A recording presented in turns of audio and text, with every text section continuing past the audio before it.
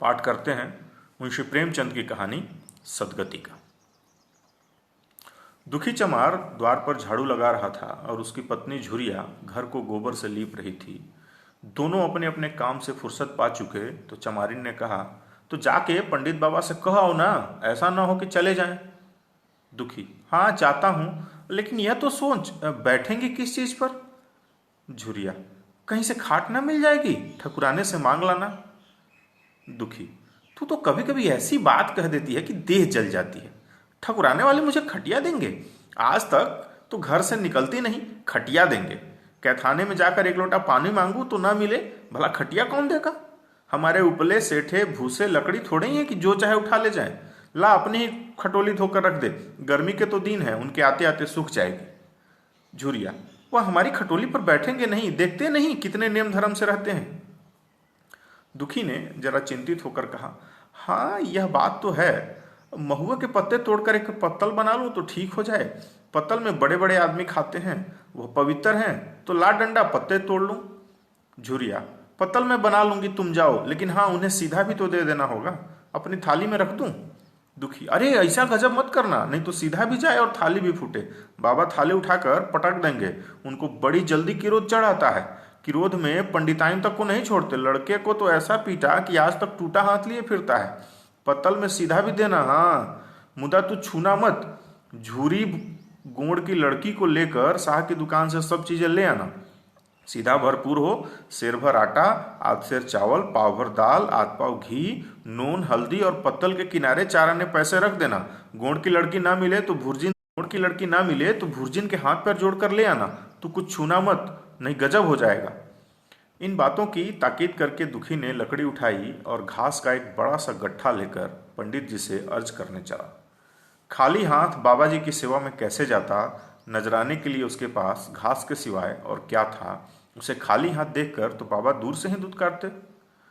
पंडित घासीराम ईश्वर के परम भक्त थे। नींद खुलते ही ईश्वरपासन में लग जाते, मुंह हाथ धोते 8 बजते, तब असली पूजा शुरू होती, जिसका पहला भाग यज्ञ की तैयारी थी। उसके आधे भाग घंटे तक चंदन रगड़ते, फिर आईने के सामने एक तिनके से माथे पर तिलक लगाते। चंदन की 2 रेखाओं के बीच में लाल रोरी की बिंदी होती थी। फिर छाती पर, बाहों पर चंदन की गोल गोल मुद्रिकाएं बनाते। फिर ठाकुर जी की मूर्ति को निकालकर उसे नहलाते, चंदन लगाते, फूल चढ़ाते, आरती करते, घंटी बजाते।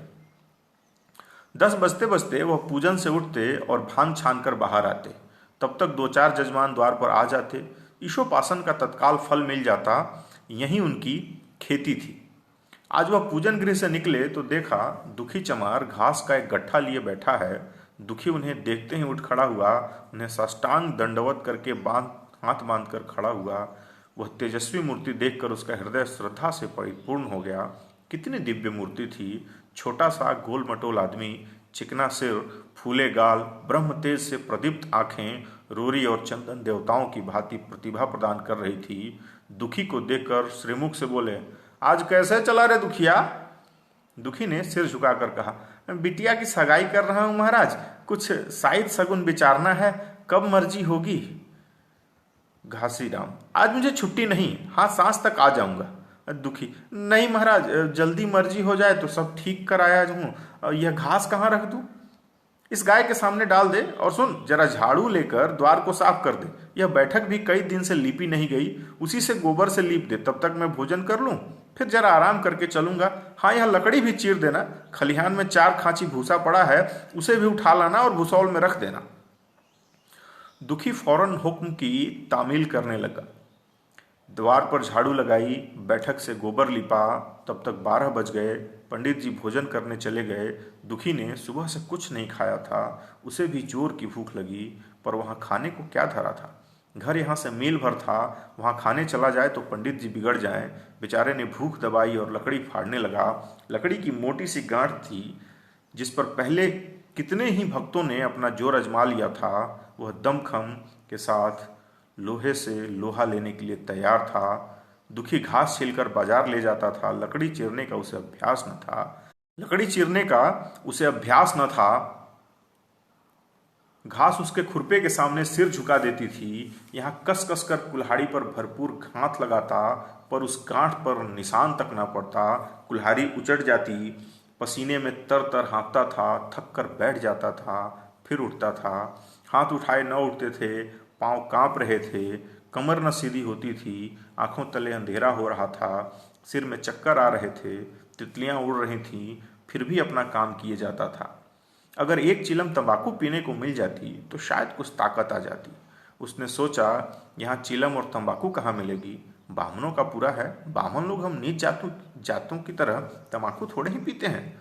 सहसा उसे याद आया कि गांव में एक गोंड भी रहता है, उसके यहाँ जरूर चिलम तंबाकू होगा। तुरंत उसके घर दौड़ा। खैर मेहनत सफल हुई। उसने तंबाकू और भी दी, चिलम भी दी, पर आग वहां नहीं। दुखी ने कहा, आग की चिंता ना करो भाई, मैं जाता हूँ, पंडित जी के घर से आग मांग लूंगा। कहाँ तो अभी रसोई बन रही थी। वह कहता हुआ दोनों चीजें लेकर चला आया और पंडित जी के घर में बरौठे के द्वार पर खड़ा होकर बोला, मालिक, रचिक आग मिल जाए तो चीलम पी लें। पंडित जी भोजन कर रहे थे। पंडिताइन ने पूछा, यह कौन आदमी आग मांग रहा है? पंडित, अरे वही ससुरा दुखिया चमार है, कहा है थोड़ी सी लकड़ी चीर दे, आग तो है, दे दो। पंडिताइन ने भवें चढ़ाकर कहा, तुम्हें तो जैसे पोथी पत्रे के फेर में धर्म कर्म की बात की सुधी ही नहीं रही। चमार हो, धोबी हो, पासी हो, वो उठाए घर में चला आए। हिंदू का घर ना हुआ कोई सराय हुई। कह दो दाढ़ीदार से यहाँ चला जाए, नहीं तो इसी लुआठे से मुंह झुलस दूंगी। आग मांगने चले हैं। पंडित जी ने उन्हें समझाकर कहा, भीतर आ गया तो क्या हुआ, तुम्हारी कोई चीज तो नहीं हुई। धरती पवित्र है, जरा सी आग दे क्यों नहीं देती? काम तो हमारा ही कर रहा है। कोई लुनिया यहीं लकड़ी फाड़ता तो कम से कम 4 आने लेता। पंडिताइन ने गरज कर कहा, वह घर में आया क्यों? पंडित ने हार कर कहा, ससुरे का अभागा था और क्या। पंडिताइन, अच्छा इस वक्त तो आग दिए देती हूं, लेकिन फिर जो इस तरह से घर में आएगा तो उसका मुंह ही जला दूंगी। दुखी के कानों में इन बातों की झनक पड़ रही थी। पछता रहा था कि नाहक आया। सच तो कहती है, पंडित के घर में चमार कैसे चले आए? बड़े पवित्र होते हैं यह लोग, तभी तो संसार पूछता है, तभी तो इतना मान है। भर चमार थोड़े ही हैं। इसी गांव में बूढ़ा हो गया, मगर मुझे इतनी अकल ना आई। इसलिए जब पंडिताई नाग लेकर निकली तो वो मानो स्वर्ग का वरदान पा गया। दोनों हाथ जोड़कर जमीन पर माथा टेकता हुआ बोला, पढ़ाइन माता, मुझसे बड़ी भूल हुई कि घर में चला आया। चमार की अकल ही ठहरी, इतने मूर्ख ना होते तो लात क्यों खाते। पंडिताइन चिमटे से आग पकड़ कर लाई थी। 5 हाथ की दूरी से घूंघट की आड़ से दुखी की तरफ आग फेंकी। आग की बड़ी सी चिंगारी दुखी के सिर पर पड़ गई। जल्दी से पीछे हटकर सिर को झोंटे देने लगा। उसके मन ने कहा, यह एक पवित्र बामन के घर को अपवित्र करने का फल है। भगवान ने कितनी जल्दी फल दे दिया। इसी से तो संसार पंडितों से डरती है और सबके रुपए मारे जाते हैं। ब्राह्मण के रुपए भला कोई मार ले तो घर भर सत्यानाश हो जाए। पांव गल गल कर गिरने लगे। बाहर आकर उसने चीलम पी और फिर कुल्हाड़ी लेकर जुट गया। खटखट की आवाजें आने लगी। उस पर आग पड़ गई तो पंडिताइन को उस पर कुछ दया आ गई। पंडित जी भोजन करके उठे तो बोली, इस समरवा को भी कुछ खाने को दे दो, बेचारा कब से काम कर रहा है, भूखा होगा। पंडित जी के इस प्रस्ताव को व्यवहारिक क्षेत्र से समझकर पूछा, रोटियां हैं? पंडिताइन, 2-4 बच जाएंगे। पंडित, 2-4 रोटियों में क्या होगा, चमार है, कम से कम शेर भर चढ़ा जाएगा। पंडिताइन कानों पर हाथ रखकर बोली, अरे बाप रे, शेर भर तो फिर रहने दो। पंडित जी ने अब शेर बनकर कहा, कुछ भूसी चोकर हो तो आटे में मिलाकर 2 ठो लिट्टे ठोक दो, साले का पेट भर जाएगा। पतली रोटियों से ही नीचों का पेट नहीं भरता, इन्हें तो ज्वार का लिट्टा चाहिए। पंडिताइन ने कहा, जाने भी दो, धूप में कौन मरे। दुखी ने चिलम पीकर फिर कुल्हाड़ी संभाली।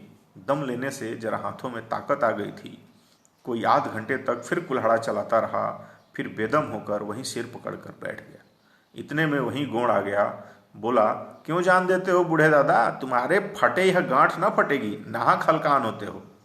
दुखी ने माथे का पसीना पोंछकर कहा, अभी गाड़ी भर भूसा ढोना है भाई। गोंड, कुछ खाने को मिला कि काम ही कराना जानते हैं, जाके मांगते क्यों नहीं। दुखी ने कहा, कैसी बात करते हो चिखुरी, बामन की रोटी हमको पचेगी। गोंड, अरे पचने को तो सब पच जाएगी, पहले मिले तो। मूछों पर ताव देकर भोजन किया और आराम से सोया, तुम्हें लकड़ी फाड़ने का हुक्म लगा दिया। जमींदार भी कुछ खाने को देता है, हागिम भी बेकार लेता है, तो थोड़ी बहुत मजदूरी दे देता है। या उनसे भी बढ़ गए, उस पर धर्मात्मा बनते हैं। दुखी, धीरे धीरे बोल भाई, कहीं सुन ले तो आफत ना आ जाए। यह कहकर दुखी फिर संभल पड़ा। कुल्हाड़ी की चोट मारने लगा। चिखुरी को उस पर दया आई। आकर कुल्हाड़ी उसके हाथ से छीन ली और कोई आध बटे खूब कस कस कर कुल्हाड़ी चलाई, पर गांठ में एक दरार भी न पड़ी। तब उसने कुल्हाड़ी फेंक दी और यह कहकर चला गया कि तुम्हारे फाड़े यह न फटेगी, जान भले निकल जाए।